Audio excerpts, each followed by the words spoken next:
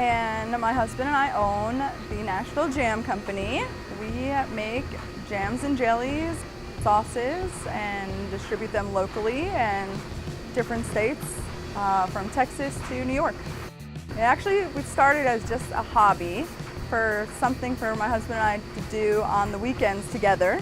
The housing market collapsed in early 2008. We started by growing heirloom tomatoes and turning those tomatoes into salsa. We had a large garden, and every night when I would be getting eaten alive by mosquitoes picking the heirloom cherry tomatoes, you know, there was just so many of them.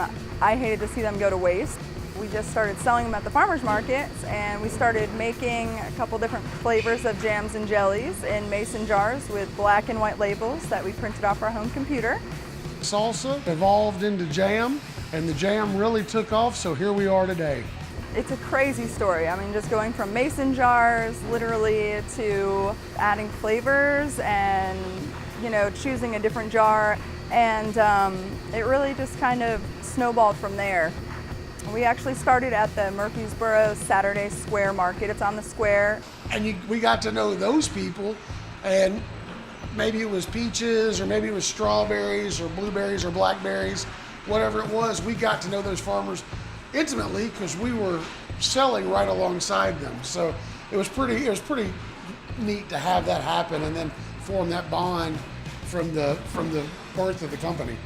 It's actually my 7th year at the Murfreesboro Market this year, and we have grown exponentially in the past 7 years. So our first goal is to get into Whole Foods. They were one of our first stores that we got into. It's so funny because I actually read the book Cold Calling for Idiots because I was very nervous going into stores and trying to pitch the idea of them having the jam on the store shelf.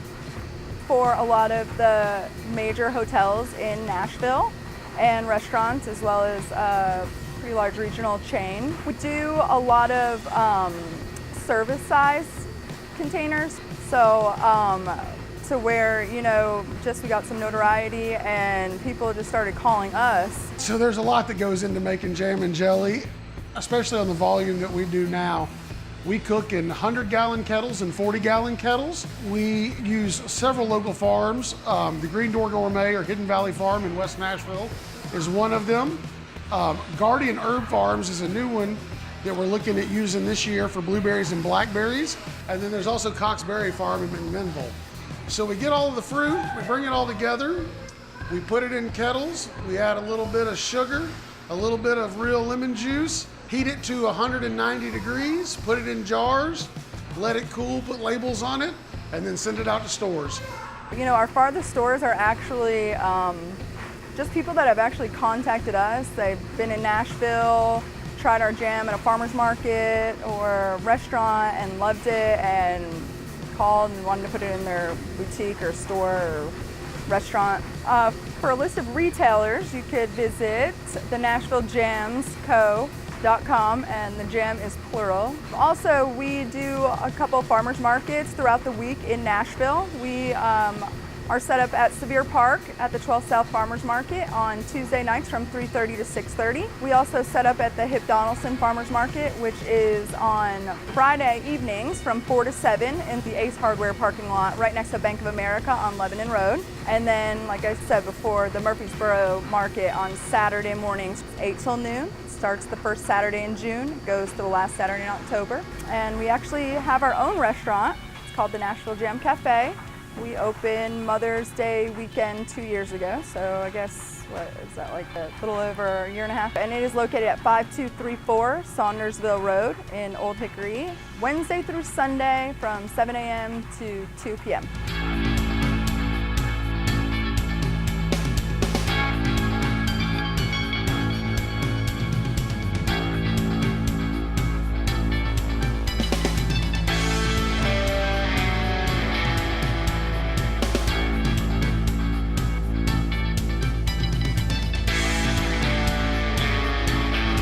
We built a relationship with farmers early on in our infancy, really, because we started out really, really small on our home kitchen stove, sourcing stuff from farmers markets, and then we were returning to those farmers markets to sell our goods.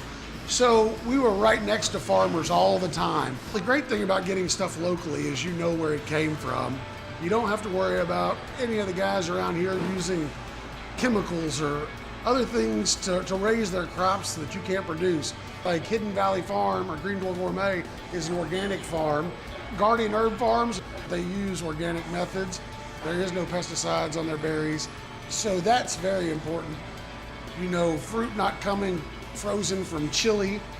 There's a peace of mind.